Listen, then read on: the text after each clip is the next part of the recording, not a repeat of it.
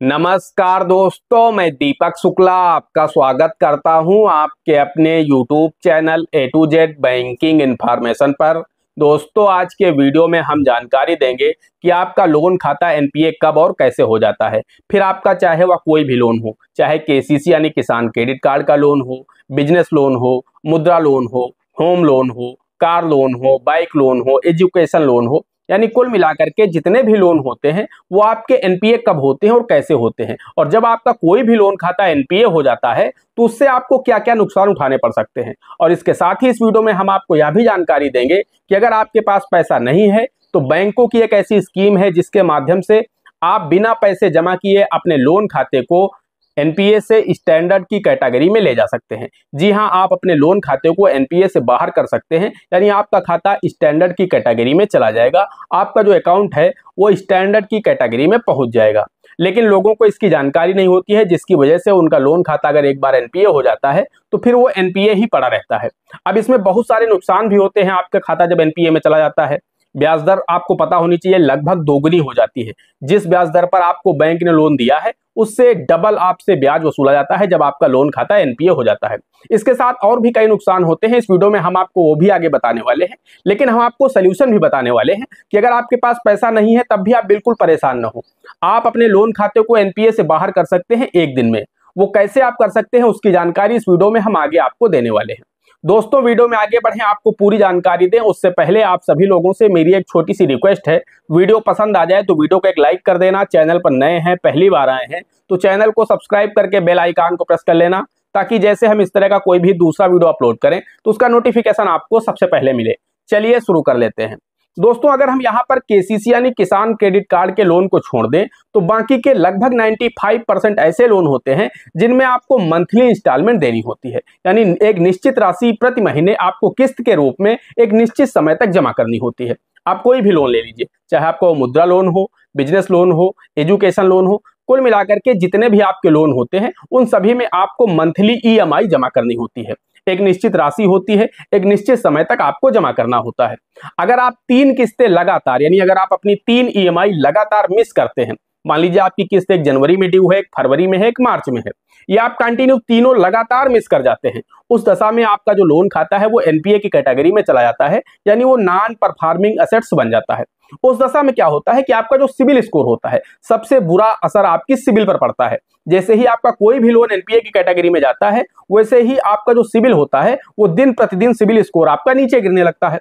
इससे क्या होता है, जब आपका सिबिल स्कोर डाउन चला जाता है एक बार, तो आपको कोई भी बैंक लोन देने से मना कर देता है। आप किसी भी बैंक में जाते हैं, जब तक आपका लोन का खाता एनपीए रहता है या फिर जब तक आपका सिबिल स्कोर अप नहीं होता है, 750 प्लस नहीं हो जाता है, तब तक आपको कोई भी बैंक या एनबीएफसी लोन नहीं देता है। तो सबसे बड़ा नुकसान तो आपका ये होता है कि आपकी जो क्रेडिट हिस्ट्री है वो ही खराब हो जाती है। लोन आपका चाहे जितना छोटा हो या चाहे जितना बड़ा हो, इससे लेना देना नहीं हो सकता है। आपका लोन अगर 10,000 रुपए का भी है और वो एनपीए हो गया है तो उतना ही बुरा असर आपकी सिबिल में डालेगा जितना 10 लाख रुपए वाला खाता आपकी सिबिल पर डालेगा। तो कुल मिलाकर के अगर आपका कोई भी लोन खाता, भले ही आपने एक मोबाइल लिया हो किस्तों पर, अगर आप उसकी लगातार 3 किस्तें मिस करेंगे तो आपका सिबिल स्कोर डाउन जाएगा, आपका सिबिल खराब होगा। और अगर आपका कोई 10 लाख रुपए का लोन है, वो एनपीए होता है, तब भी आपकी सिबिल उतनी ही खराब होगी। तो यहां पर इससे मतलब नहीं है कि आपका जो लोन अमाउंट है वो कितने का है, मतलब इससे है कि आपने टाइम पर अपनी ड्यू डेट पर अपनी किस्तें नहीं दी। तो अगर आप लगातार 90 दिनों के अंदर अपने लोन की ईएमआई को जमा नहीं करते हैं, उस दशा में आपका लोन खाता एनपीए हो जाता है और इसका असर आपकी सिबिल पर पड़ता है। अब बात करते हैं दूसरे नुकसान की। दूसरा नुकसान यह होता है दोस्तों कि आपको जिस ब्याज दर पर बैंक के द्वारा लोन दिया गया है, लगभग उससे डबल ब्याज यहां पर चार्ज किया जाता है जैसे ही आपका लोन खाता एनपीए हो जाता है। जी हाँ दोस्तों, मान के चलिए अगर आपको बैंक ने कोई भी लोन 7% की ब्याज दर पर दिया है, यानी उस बैंक की जो सामान्य ब्याज दर है उस स्कीम की, तो अगर जैसे ही आपका खाता एनपीए होगा तो 14% ब्याज तक आपसे चार्ज किया जा सकता है। तो कुल मिलाकर के आपसे ब्याज भी डबल चार्ज किया जाता है और भी कई सारी पेनाल्टीज आपके ऊपर लगाई जाती हैं, कई सारे चार्जेस लगाए जाते हैं। तो इस तरह के ये बड़े नुकसान आपको झेलने पड़ते हैं जैसे ही आपका लोन खाता एनपीए हो जाता है। साथ ही साथ बैंक आपके ऊपर मानसिक रूप से प्रताड़ित करता है, आपको आपके ऊपर दबाव बनाता है, आपको धमकी देता है, आपकी जो प्रतिष्ठा है वो भी धूमिल होती है। कहीं ना कहीं बैंक वाले आपके दरवाजे आते हैं, आपसे थोड़ा वो बदतमीजी से बात करते हैं कि आपको लोन की अदायगी करनी है, आपने पैसा ले लिया, हमारी अदायगी नहीं कर रहे हैं। तो कुल मिलाकर के आपकी छवि भी खराब होती है, चाहे वो बैंक में हो या फिर आपके गांव में आकर के वो करें। तो कुल मिलाकर के ये बड़े नुकसान आपको उठाने पड़ते हैं जैसे ही आपका कोई भी लोन खाता एनपीए होता है। और जो सबसे बड़ा नुकसान है, ब्याज तो चलिए ठीक है, आपका आर्थिक नुकसान है, आप दे देंगे, लेकिन जो असर आपकी सिबिल पर पड़ा है वो पूरे जीवन आपको दिखाता रहेगा कि आपने एक बार अपने लोन खाते को एनपीए की कैटेगरी तक ले गए हैं और उसके बाद आपने अपने लोन की अदायगी की है, आपने कितनी किस्तें ड्यू डेट पर पे नहीं की है, वो आपकी क्रेडिट हिस्ट्री बन जाएगी। इससे कोई भी बैंक आपको लोन देने से मना करने लगता है। यानी बैंक को लगता है कि ये व्यक्ति सही नहीं, इसने डिफॉल्ट किया है अपने लोनों को, पिछले जो लोन्स बैंकों ने दिए हैं उनको समय से इसने अदायगी नहीं किया है। अगर आपको कोई बैंक लोन देगा भी तो ज्यादा ब्याज दर पर देगा, यानी जो सभी लोगों के लिए सामान्य ब्याज दर होगी उससे 1 या 2% ज्यादा ब्याज पर आपको लोन दिया जाएगा। तो ये आपके बड़े नुकसान होते हैं। अब हम बात कर लेते हैं कि मान लीजिए आपका लोन खाता एनपीए हो गया, आप अपनी किस्तों को 3 महीने लगातार मिस कर गए, आप अपना लोन खाता एनपीए कर गए। अब उसके बाद बैंक आपके ऊपर दबाव बना रहा है। तो अगर यहां पर हम केसीसी लोन को छोड़ दें, अभी हम केसीसी लोन की भी बात करेंगे, लेकिन अभी हम केसीसी लोन को यहां पर छोड़ दे रहे हैं, तो जितने भी ये इंस्टॉलमेंट वाले लोन होते हैं इनमें अगर आप मान लीजिए कि 3 साल का आपको टाइम मिला है अदायगी करने का, अब लगातार आपने 3 किस्तें ड्यू डेट को मिस कर दी हैं, आपका बैंक बोल रहा है कि आपका खाता एनपीए हो गया है, आपके ऊपर दबाव बना रहा है, आपको बैंक धमकी दे रहा है और आपके पास पैसा नहीं है, आप चाहते हैं कि मेरा खाता एनपीए से बाहर हो जाए, मेरी सिबिल भी खराब ना हो और मेरी इज्जत भी बनी रहे और हमारे पास पैसा भी नहीं है। तो इसका एक विकल्प है, बैंकों के पास एक स्कीम होती है जिसका नाम होता है रीस्ट्रक्चर। आप बैंक जाइए, शाखा प्रबंधक से मिलिए, उनसे बोलिए कि आप हमारे इस लोन खाते को रीस्ट्रक्चर कर दीजिए अगले 6 महीने के लिए। तो यहाँ पर होता क्या है, इस रीस्ट्रक्चर स्कीम के माध्यम से बैंक आपके लोन को 6 महीने के लिए बढ़ा देता है। अब अगर आपको बैंक ने इस लोन को अदा करने का 3 वर्ष का समय आपको दिया था, तो अब आपको समय मिल जाएगा 3.5 वर्षों का। लेकिन आपका जो खाता एनपीए की कैटेगरी में चल रहा है, इसे बैंक एनपीए की कैटेगरी से बाहर निकाल देगा, आपका खाता स्टैंडर्ड कैटेगरी में पहुंच जाएगा। अब आपको अगले महीने से ड्यू डेट पर अपनी इंस्टॉलमेंट देनी है, यानी आपकी इंस्टॉलमेंट वही रहेंगी, लेकिन अभी तक आपको ये लोन अदा करना था 3 साल में, अब आपको अपने इस लोन की अदायगी करनी है 3.5 साल में। कुल मिलाकर के आपसे ज्यादा पैसा नहीं लिया जाएगा, लेकिन अब चूंकि अभी तक आप ब्याज देते 3 साल तक, अब आपको ब्याज देना है 3.5 साल तक, तो कुछ पैसा आपका एक्स्ट्रा अवश्य लग जाएगा। भाई पहले अगर आपको 10,000 रुपए ब्याज लग रहा था पूरे लोन पर, तो अब निश्चित रूप से 10,200 या 10,500 रुपए आपको ब्याज देना होगा। लेकिन आपका जो लोन खाता है एनपीए की कैटेगरी से बाहर हो जाएगा, वो स्टैंडर्ड कैटेगरी में पहुंच जाएगा। इसमें आपको मात्र 100 रुपए का एक स्टाम्प ला करके बैंक को देना होता है और उसमें बैंक आपसे साइन करा लेता है कि हम आपके इस लोन को रीस्ट्रक्चर कर रहे हैं। तो इस तरह से आप जो इंस्टॉलमेंट वाले लोन होते हैं इनमें बिना पैसे जमा किए अपने लोन खाते को एनपीए से बाहर कर सकते हैं।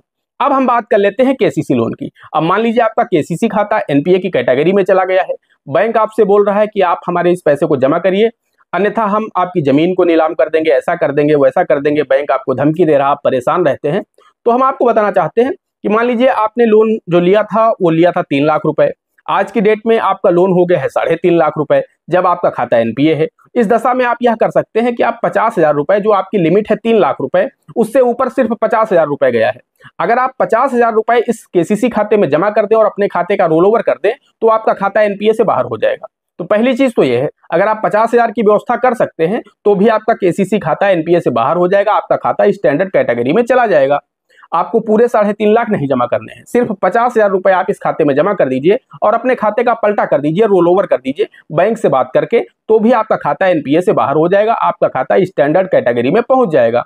या फिर अगर आपके पास में 50,000 रुपए भी नहीं है, उस दशा में आपको भी इस खाते का रीस्ट्रक्चर करा सकते हैं, लेकिन ये फैसिलिटी सभी बैंक नहीं देते हैं। कुछ ही बैंक केसीसी खाते में रीस्ट्रक्चर की फैसिलिटी देते हैं।